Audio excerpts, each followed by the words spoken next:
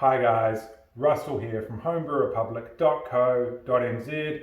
Welcome to today's brew review. We're going to tackle two brews today, an IPA and a Pale Ale, both from the all-new Black Rock crafted bag-in-box range. Let's get into it.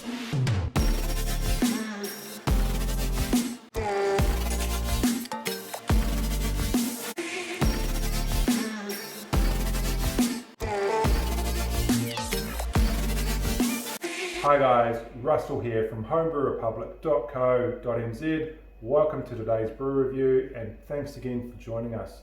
Like we said up front, we're going to do two brews today. We're going to tackle the Pale Ale and the IPA kit, which is just over there, both from the Black Rock bag-in-box crafted series.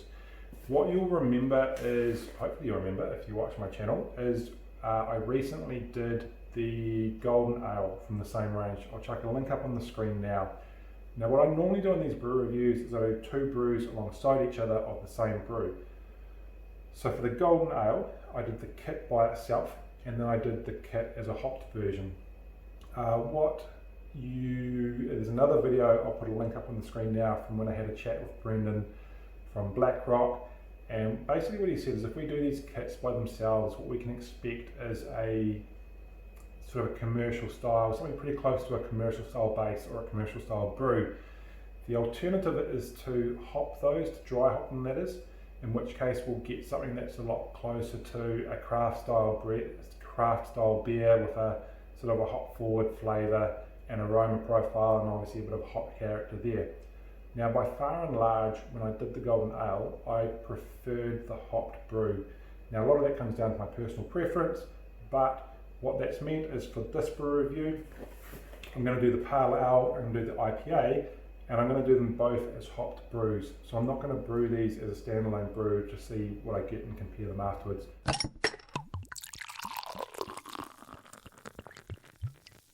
Let's talk specifically about the Pale Ale kit. Now one of the things that I liked about the idea of the Pale Ale kit is Brendan suggested depending on the hops we use, we can really take it in different directions. So for example, you might be looking for a Pacific Pale Ale, you might be looking for an American Pale Ale. You've really got a choice in where you take it depending on the hops you use to dry hop it. For this brew, what I've decided to do is use the Mosaic hop, which is one of the ones Brendan actually mentioned, and he suggested this will take it more in the direction of an American Pale Ale for us. According to the kit, here is what we're getting. The SRM is 7, SRM is a measure of colour, so essentially we're going to get a very, very light / pale golden colour. It's going to be really similar to the Golden Ale which we brewed if you go and check out that link. Bitterness, IBU 30. Now what I normally describe that as is a really mid-level / easygoing bitterness. It should come off as really, really enjoyable. ABV, alcohol by volume, 5.3%. So whilst this has a little bit of a kick to it, I would still expect this to be a reasonably easygoing / sessionable Pale Ale, which sounds pretty good to me. I'll come back in a second and talk about the hops, but for now, let's go check out the IPA kit.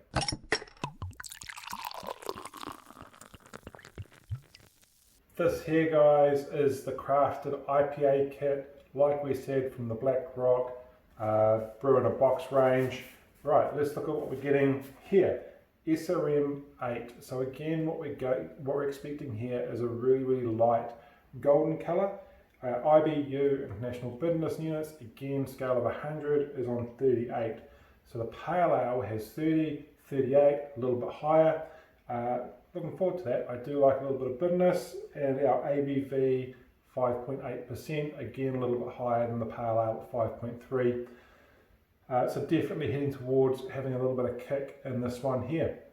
This brew here, what I'm going to do is do this with the Galaxy hop, which we used on the Citra, and I'll talk about those hops.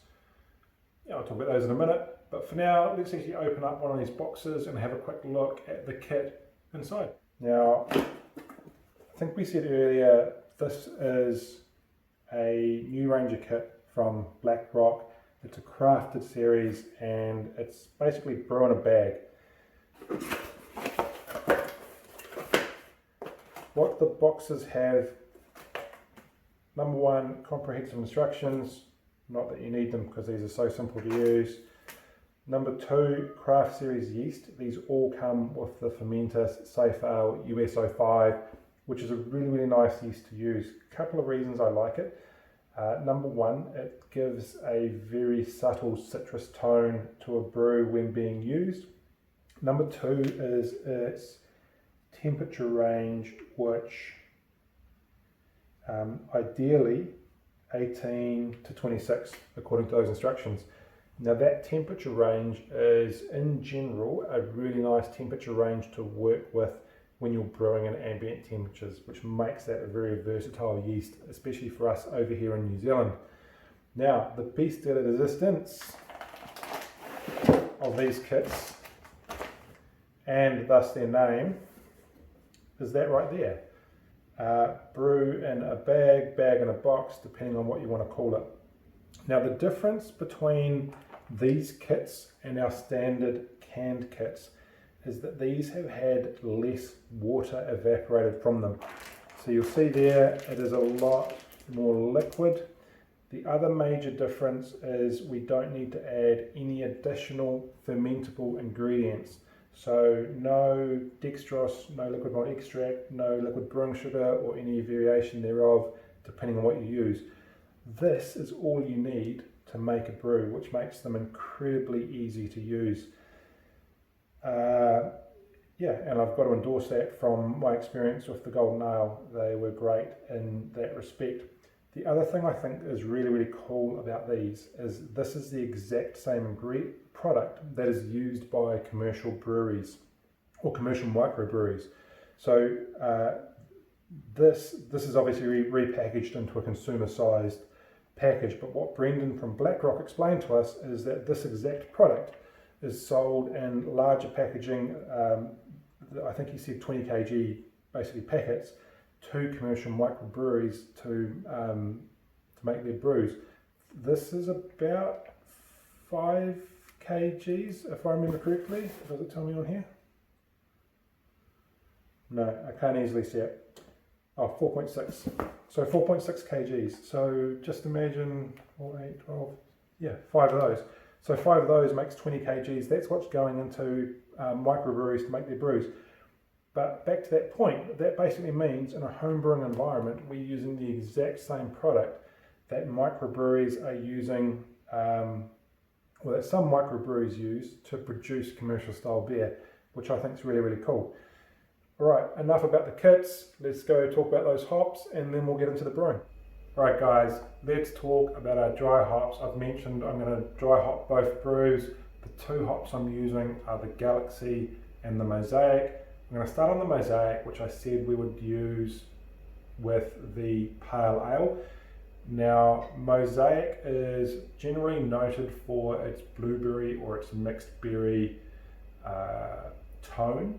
However, it's also regarded as being an incredibly complex hop. Now, other flavors that are mentioned or other descriptors that are used tend to be citrus, grassy, herbal, spicy, mango, stone fruit, rosy, floral, earthy. So you get the idea. There's a real complex mix of flavors that can come through from Mosaic, and how you describe it is probably going to be determined by, yeah, I guess your personal preference or your personal interpretation in terms of what you pick up in that flavor and aroma profile.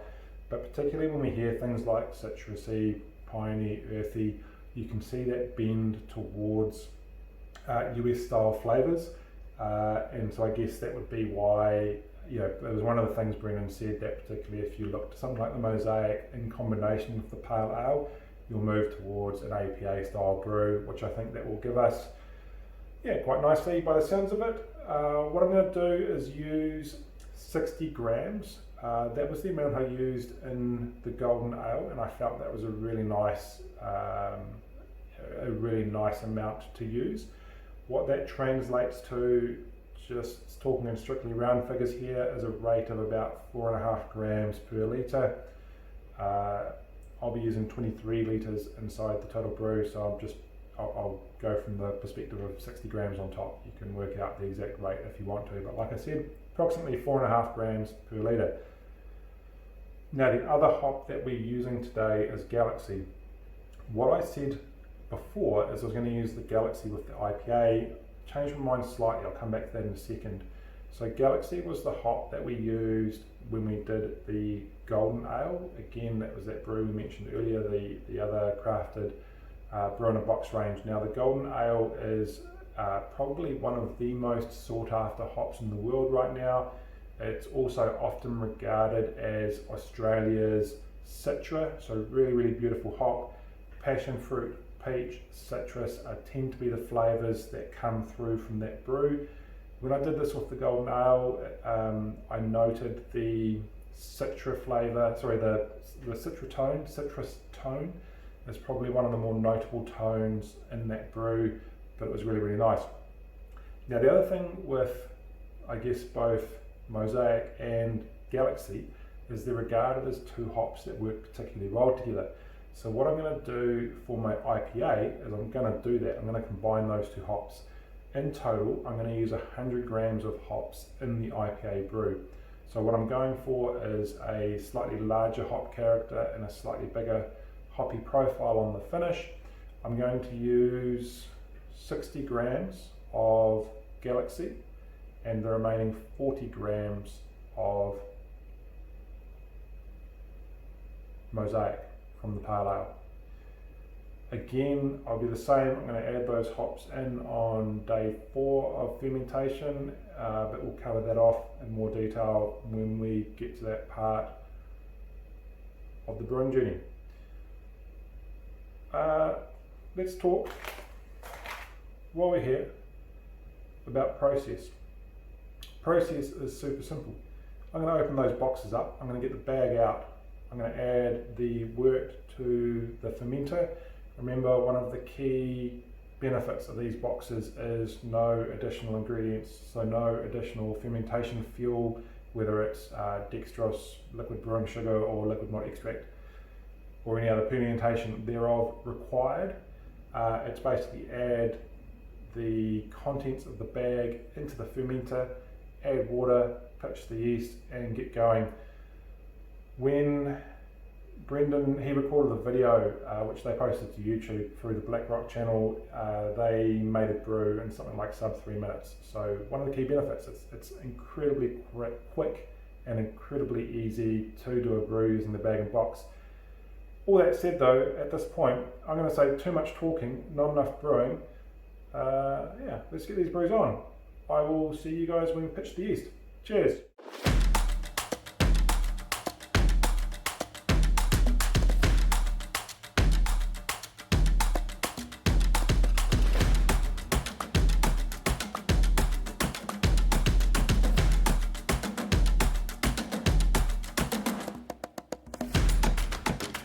Right guys, we have both brews mixed up. Now, one of the other reasons I really like these kits is normally we have to use boiling water on the bottom for the malt extract kits, which means even with the cold water, the wort is too hot to pitch yeast. However, because we don't need to use the boiling water, what we have here is 22 degrees. Which is really nice pitching temperature for these brews. So I am going to go ahead and pitch the yeast. Now the other thing which you can see is a really nice foamy layer on top. That'll fall away. That's just the wort being really nicely aerated, and that aeration is critical to help start a healthy fermentation. US-05 yeast. In we go. Now this one here is the Pale Ale.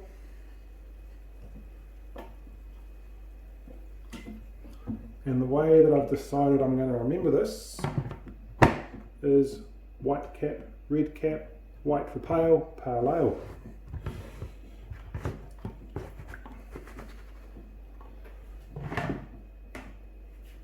Alright, the IPA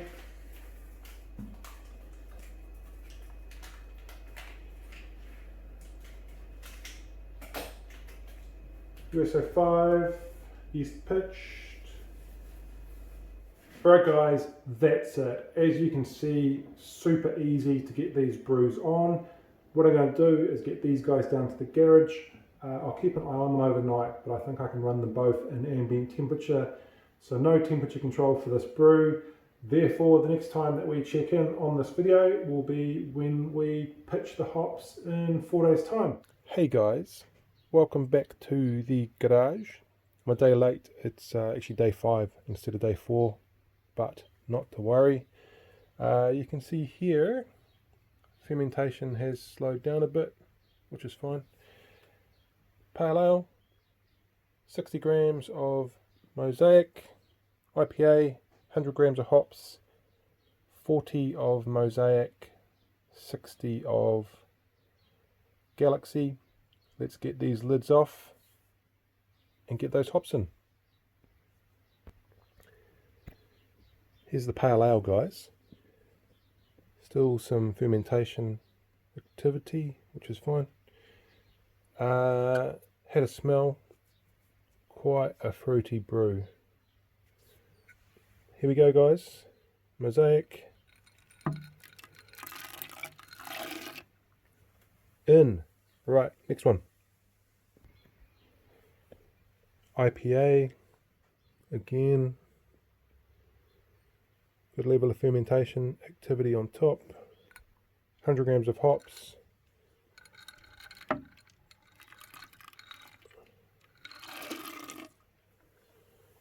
In. Away we go. I go commando. Commando being the colloquial term for chucking the hops in as they are.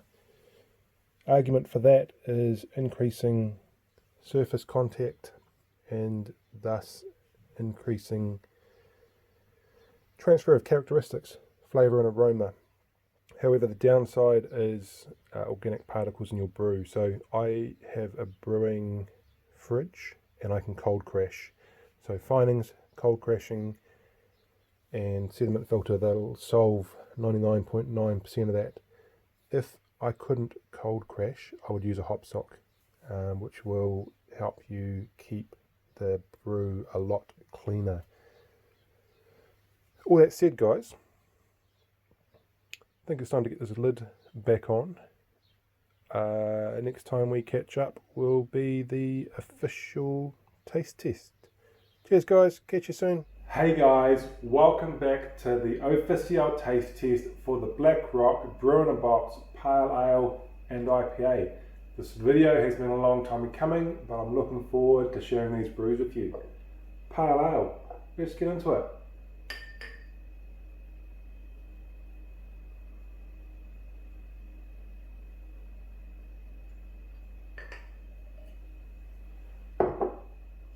Alright, there she is, guys. Check it out. Really, really beautiful finish on that.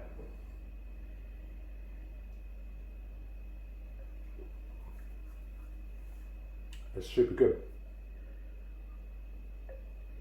Okay, so colour, definitely got that really, really light gold colour coming through. You can see there the brew has cleared up really, really nicely. The head comes up a really, really pure white on these. It's really nice.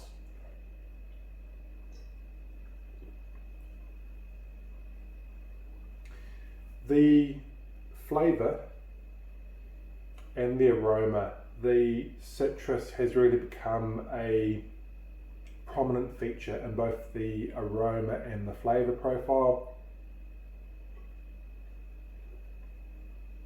And then backed by the softer, fruitier flavours that we're expecting coming through both from the Mosaic. And the other thing we've never known is what hops are used for flavouring or bittering and actually creating this, the base malt that is. So I'm guessing there are some fruity flavours coming through from there as well.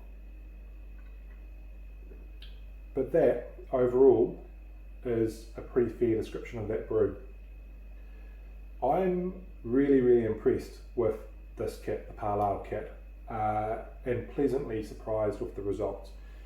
So One thing that I like about this and the IPA, which we'll do next, is I think the body is spot on. They've got a really, really nice body and mouthfeel to them, which is awesome. In terms of sort of what my friends were saying about that brew, the consistent kind of feedback that came through was really easy drinking and really easy to drink. Probably the comment which best describes this brew for me actually came from my sister. My sister, or this one, I got two of them actually, but the sister who gave me this comment, she typically likes lagers, crisp, clean, dry lagers, that's her jam. She tried this. I wasn't actually expecting her to like it, so she came back, she did like it. The two comments she made was flavoursome, like really nice and flavoursome, and not too hoppy. So for her, she doesn't like that big hop character, so she was able to drink this and enjoy it. And I think that's probably a good way to think about this brew. It'll be a generally agreeable brew to almost anyone who tries it. The other thing that I would note about this brew is the really low level of bitterness on it. And I think we only used 60 grams of hops in this brew. I'm glad for that. I feel, and I'll kind of talk about this from the opposite perspective on the IPA, but I feel that with that lower level of bitterness, the level of hops we used, it has kept in balance. It hasn't built out a hop character that's out of balance with the rest of the brew. So even if when you did this you chose to use different hops for a different flavour profile, I would probably keep it down to that 60 gram level. One exception there would be if we were making a NEPA. This kit I think would be really, really awesome in a New England IPA to use as a base. So New England IPAs, interestingly, are a really young beer style. I'm stretching my memory a bit here, but they were invented in the first decade of the 2000s. So we're talking about a 20-year-old beer style, which I don't know if 20 years old sounds old or not, but in the grand scheme of beer, that's a really young style. They were invented in the US in the New England area, funnily enough. So a New England IPA, two main characteristics. Number one, really, really low level of bitterness, which is why I call out this kit. It's got that, it by nature has a really low level of bitterness in it.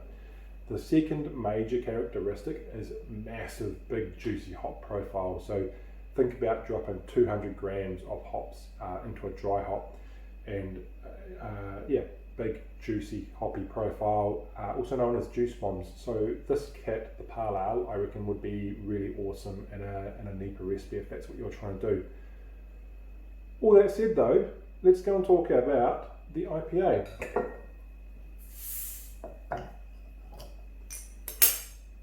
Alright guys, here's the IPA. Bottle, glass, pour.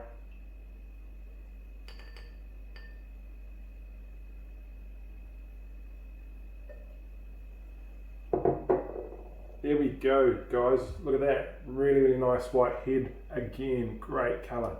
A little bit more brightness coming through there on the colour, but really awesome clarity. That's cleaned up beautifully. Head colour, really, really nice, pure white.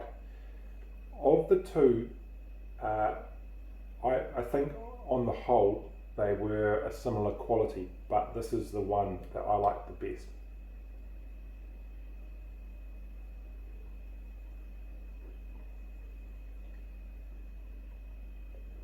Okay, similar to the Pale Ale, very prominent citrus notes on the front, both in terms of the aroma and in terms of the flavour.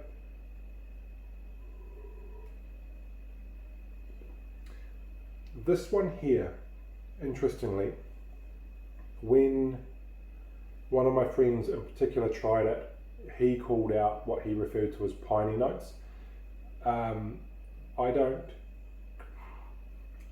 don't know if I would use the word piney, but if we go back to that hop description for the Mosaic, certainly that word complex, right? And the notes that people often refer to, grassy, herbal, earthy, very much there. So I would be going citrus, and then for me into that, what the next more prominent feature is that sort of grassy, that herbal flavour. And then those softer fruity back notes right at the end. But beautiful, beautiful drop. Now, the main reason I liked this brew better is it had a massive bitterness on it.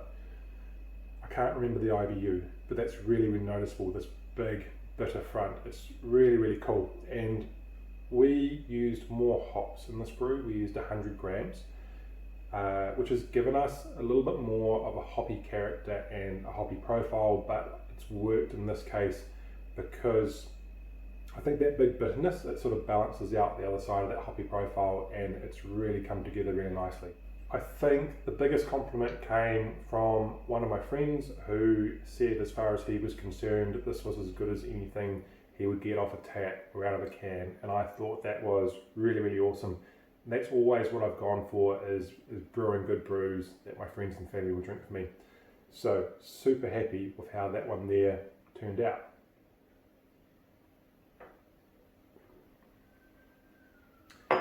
So the Brew-in-Box kits overall, I've done 3 of them now: Golden Ale, Pale Ale, IPA.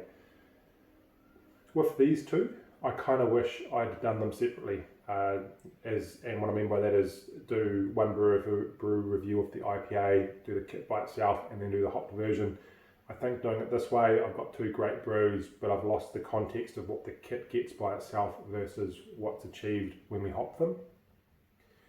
I like both of these kits, and one of the reasons I like them is they can really go, even though they're as simple as they are, they can really be pulled in different directions. So we talked about the the Pale Ale, and I mean, you could do what we did, or you could have a crack at a NEPA, and I think it would be great being used like that. The IPA, this brew here would really, really easily suit a West Coast style IPA, particularly if you want to pick up any of the classic US style hops, Centennial, Columbus, Cascade, or any of the newer ones like Mosaic, like we did. I think are going to work really, really well. Yeah, and actually that's probably a fair description of this. If you were trying to put this in a box and go, what have we actually got? I would call this, it's fairly closely aligned to a West Coast IPA, which is great. Can't remember if I talked about these earlier in the video, but there's a lot to love about these kits. Number one, quick and easy. Literally under 5 minutes, your brew is in the fermenter and ready to go. The other one, which we saw earlier, which I think I took for granted, but I actually, on reflection, I really appreciated it. Normally, because we're using boiling water in the bottom of our fermenter, we've got to let the wort cool down for a period of time before we pitch our yeast. No cooling, straight to pitching. It was great. So again, a lot quicker to get on. I also think